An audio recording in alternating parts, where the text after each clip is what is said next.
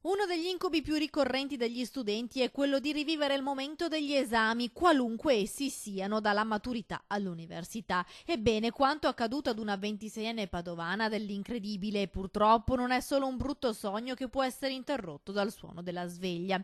Sembra una storia tratta da un film. La giovane, laureata lo scorso ottobre all'Università di Padova in filosofia, dopo 6 anni si è vista annullare la maturità. La mia assistita aveva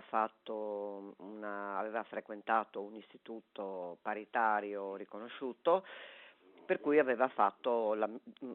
recuperato gli anni scolastici, aveva fatto 2 anni in uno e il Ministero, l'ufficio scolastico regionale del Friuli Venezia Giulia, aveva annullato l'ammissione alla classe quinta.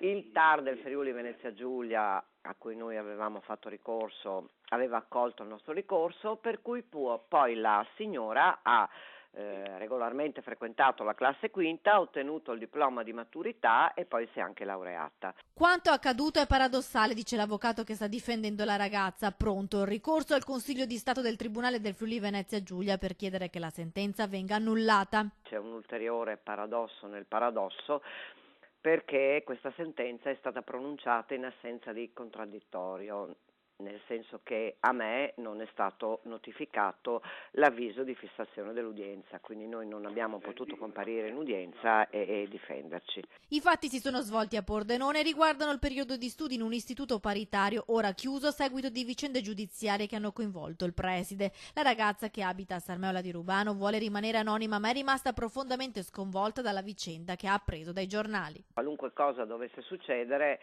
noi siamo pronti a dare battaglia, anche andare alla Corte di Giustizia o alla Corte Europea dei diritti dell'uomo se serve, perché questo veramente è un caso paradossale di mala giustizia.